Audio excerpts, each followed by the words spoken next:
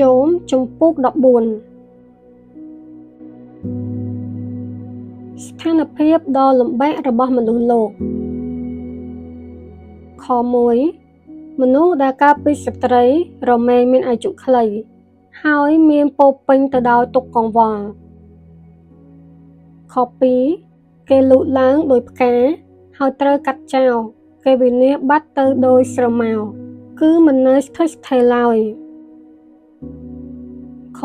3ក៏ប៉ុន្តែព្រះអង្គតតមើលមកមនុស្សលោកដោយទូបង្គំនេះហើយព្រះអង្គនាំទូបង្គំយកទៅកាត់ក្តីខ4គ្មាននរណាម្នាក់អាចធ្វើអ្វីដ៏បរិសុទ្ធចេញពីមនុស្សមិនបរិសុទ្ធបានឡើយខ5ព្រះអង្គកំណត់ចំនួនថ្ងៃនៃអាយុរបស់គេនិងចំនួនខែដែលគេត្រូវរស់ព្រះអង្គកំណត់ចុងបញ្ចប់ឲ្យគេ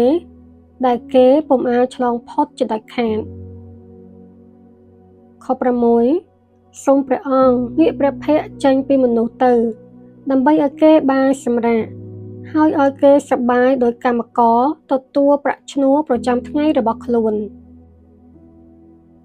ខ7ដើមឈើតែងមានសង្ឃឹមជានិច្ចទោះបីគេកាប់វាចោល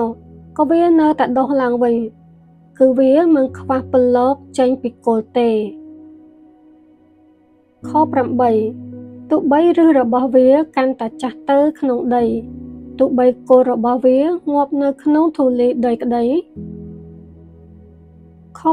9នៅពេលមានទឹកវាក៏លូតលាស់ឡើងវិញហើយបែកមែកដូចជាកូនឈើមួយដែរខ10រីឯមនុស្សវិញគេបាត់បង់កម្លាំងហើយស្លាប់គេរលត់វិញ្ញាណមិនដឹងជាទៅទីណាឡើយខ11ទឹកសមុទ្រអាចស្រកចុះហើយស្ទឹងក៏អាចរីស្ងួតដែរខ12រីឯមនុស្សលោកវិញកាលណាគេស្លាប់ហើយគេមិនអាចក្រោកឡើងវិញបានទេសូម្បីតែផ្ទៃមេឃរលាយក៏គេមិនភ្ញាក់ដែរគឺគេនឹងដេកលក់ឥតក្រោកឡើងវិញឡើយខ13សូមព្រះអង្គមេត្តាឲ្យទូបង្គំជ្រកនៅក្នុងស្ថានមនុស្សស្លាប់សូមលាក់ទូបង្គំនៅទីនោះ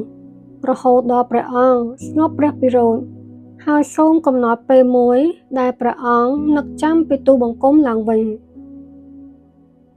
ខ14ប្រសិនបើមនុស្សស្លាប់ទៅហើយអាចរស់ឡើងវិញបាននោះទូបង្គំនឹងរងចាំគ្រប់ពេលវេលារហូតដល់ចុងបញ្ចប់នៃជីវិតដ៏វេទនានេះខ15ពេលនោះព្រះអង្គហៅទូបង្គំនឹងឆ្លើយទៅព្រះអង្គវិញហើយព្រះអង្គមកជារីករាយនឹងទូបង្គំដែលជាស្នាមព្រះហស្ថរបស់ព្រះអង្គខ16នៅពេលនោះព្រះអង្គមើលថែទាំជំហានរបស់ទូបង្គំហើយមិនគិតគូរពីអំពើបាបរបស់ទូបង្គំទេខ17ព្រះអង្គនឹងបំភ្លេចចោលនៅកំហុសរបស់ទូបង្គំហើយគ្រប់គ្រងអំពើទុច្ចរិតរបស់ទូបង្គំខ18ក៏ប៉ុន្តែភ្នំត្រូវរង្គើរួចរលំរីឯផ្ទាំងសិលាក៏ក្រើកចេញពីកន្លែងរបស់វាខ19ទឹកធ្វើឲ្យថ្មសឹកហើយទឹកហូរនាំយកដីទៅយ៉ាងណាព្រះអង្គក៏ធ្វើឲ្យសេចក្តីសង្ឃឹមរបស់មនុស្សលោករលាយយ៉ាងនោះដែរខ20ព្រះអង្គមានប្រៀបលើគេជានិច្ចរួចធ្វើឲ្យគេក៏វិនាសសូន្យទៅព្រះអង្គបំផ្លាស់បំប្រែផ្ទៃមុខរបស់គេហើយដេញគេទៅឆ្ងាយពីព្រះអង្គខ21កូនចៅរបស់គេទទួលកិត្តិយសគេពុំដឹងកូនចៅរបស់គេបាត់បង់កិត្តិយសក៏គេមិនឃើញដែរខ22គឺគេដឹងតែពីការឈឺចាប់នៅក្នុងរូបកាយ